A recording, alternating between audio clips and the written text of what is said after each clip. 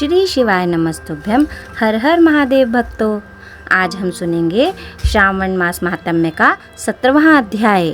जय श्री गणेश।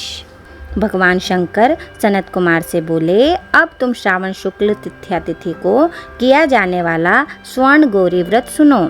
उस दिन प्रातःकाल स्नान करके 16 उपचार से भगवान शिव एवं माता गौरी की इस प्रकार पूजा करनी चाहिए। हे देवादिदेव, मेरे द्वारा की गई पूजा को आप स्वीकार करें। गौरी माता के व्रत की पूर्ति के लिए 16 बायने दंपतियों को देकर कहना चाहिए, मैं माता गौरी के प्रीत्यर्थ तथा व्रत पूर्ति के लिए उत्तम ब्राह्मण दंपतियों को बायना देता हूँ। चावल के आटे से निर्मित 16 पकवान बांस की 16 टोकरियों में रखकर उन पर वस्त्र रखकर सपत्नी 16 ब्राह्मणों को बुलाकर निवेदन करें। मैं व्रत की संपूर्णता और फल प्राप्ति के लिए यह बायना देता हूँ। अलंकार आदि से संपन्न पतिव्रत धर्मयुक्त शोभन सुवासिनी इसे आप स्वीकार करें। इस प्रकार 16, 8, 4 या 1 वर्ष व्रत करके उद्यापन करना चाहिए। पूजा की समाप्ति पर कथा श्रवण कर व्यास जी का पूजन करना चाहिए।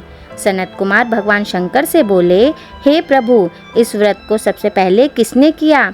इसका क्या महात्म्य है? उद्यापन की विधि क्या है? इसके जानने की मेरी तीव्र उत्कंठा है। भगवान भोलेनाथ ने कहा, हे ब्रह्मापुत्र सनत कुमार, मैं तुम्हारी जिज्ञासा अवश्य पूरी करूंगा। प्राचीन काल में सरस्वती नदी के तट पर सुविला महानगरी थी। उसके राजा का नाम चंद्रप्रभा था। उसके महादेवी और विशाला नाम की 2 रूप और लावण्य युक्त पत्नियां थीं। राजा चंद्रप्रभा महादेवी रानी को अधिक प्यार करता था। राजा उस पर अपनी जान छिड़कता था। एक दिन राजा शिकार खेलने के लिए वन में गया।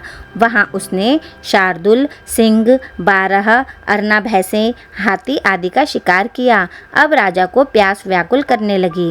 राजा वन में पानी के लिए इधर उधर घूमने लगा। घूमते हुए वह एक तालाब पर पहुंचा। उसने तालाब के जल से अपनी प्यास बुझाई। पानी पीने के बाद राजा ने इधर उधर देखा तो उसने देखा कि तालाब के किनारे कुछ अप्सराएं गौरी की पूजा कर रही हैं।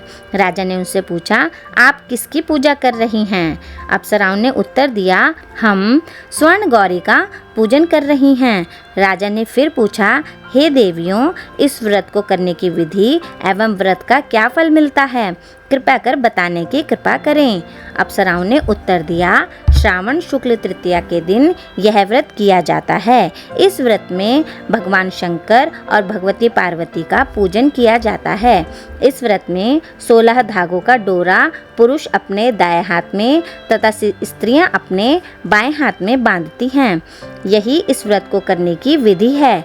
इस व्रत को करने से भगवान शंकर की कृपा से सब मनोकामना पूरी होती है। यही इस व्रत का फल है। यह सुनकर राजा चंद्रप्रभा ने भी श्रावण मास की शुक्ल पक्ष की तृतीया को अपनी दाएं भुजा में 16 धागों वाला डोरा बांधकर व्रत किया।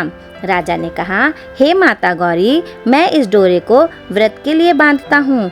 मेरे ऊपर आप कृपा करना। इस प्रकार व्रत धारण कर राजा अपने महलों में आ गया। रानी महादेवी ने राजा के दाएं हाथ में बंधे डोरे को देखकर पूछा, यह क्या है? इस पर राजा ने व्रत के बारे में बता दिया। इस पर रानी क्रोध में भर गई और राजा के हाथ में बंधे डोरे को तोड़कर एक सूखे पेड़ पर फेंक दिया। राजा ने रानी से कहा, ऐसा कर तुमने अच्छा नहीं किया है। यह तुमने माता गौरी का अपमान किया है। उधर राजा की दूसरी रानी ने देखा कि सूखा पेड़ डोरे के प्रभाव से हरा भरा हो गया है। छोटी रानी ने उस डोरे को अपनी बाएं भुजा में बांध लिया। ऐसा करने से छोटी रानी डोरे के प्रभाव से राजा की सर्वाधिक प्रिय हो गई। इधर बड़ी रानी व्रत का अपमान करने से राजा द्वारा त्याग देने के कारण दुखी होकर वन में चली गई। वन में वह महादेवी का ध्यान कर पवित्र मुनियों के आश्रम में ठहरी। परंतु मुनियों ने उसे देखकर कहा, अरे पिशाचिनी, यहाँ से चली जा। राजा और मुनियों द्वारा तिरस्कृत रानी महादेवी घोर जंगल में घूमती हुई थक कर एक जगह बैठ गई। वह गौरी का स्मरण कर पश्चाताप के आंसू बहाने लगी। रानी को दुखी देखकर देवी को उस पर दया आ गई और उसे दर्शन दिए। रानी ने देवी को दंडवत प्रणाम किया और उनकी स्तुति करने लगी। हे देवी, आपकी जय हो, आपको बारंबार नमस्कार है। हे भक्तवरप्रद, आपकी जय हो। हे मंगले मंगल रूपे, आपकी जय हो। इस प्रकार भक्ति के द्वारा देवी से वर प्राप्त करके बड़ी रानी ने गौरी अर्चन करके व्रत किया। व्रत के प्रभाव से राजा बड़ी रानी महादेवी को वनों से महलों में ले आया। देवी के प्रसाद से राजा तथा उनकी दोनों रानियों की सब इच्छाएं पूर्ण हुई। दोनों रानियों सहित राजा संपूर्ण राज्य का उपभोग कर समृद्धिशाली हो गया। अंत में राजा व दोनों रानियां देह त्याग कर शिवलोक चली गईं। शिव जी बोले, हे तात, जो शोभना पार्वती का व्रत करता है वह मेरा और पार्वती का अत्यंत प्रिय प्राणी हो जाता है। इस लोक में सुख सुविधा भोग कर और अपने शत्रुओं पर विजय प्राप्त करके अंत में मेरे लोक को चला जाता है। अब मैं तुम्हें इस व्रत की उद्यापन विधि बतलाता हूँ। शुभ तिथि, शुभ वार, चंद्रबल, ताराबल हो जाने पर मंडप में अष्टदल कमल के ऊपर धान्य, उसके ऊपर घट स्थापित करना चाहिए। उस घट पर 16 पल का बना तांबे का पूर्ण पात्र रखना चाहिए। उस पूर्ण पात्र में तिल भरकर उसके ऊपर पार्वती तथा भगवान शंकर की प्रतिमा रखनी चाहिए। इसके ऊपर 2 श्वेत कपड़े और श्वेत रंग का यज्ञोपवीत रखना चाहिए। विधि पूर्वक वेद मंत्रों से पूजन कराकर रात में जागरण करना चाहिए। अगले दिन प्रातःकाल पूजन करके हवन करें। पहले ग्रह होम करें, फिर आधान होम करना चाहिए। जौ मिश्रित तिल को घी में मिलाकर 1000 या 100 प्रधान आहुतियाँ देनी चाहिए। इसके बाद वस्त्र, अलंकार, धेनु आदि से आचार्य की पूजा करनी चाहिए।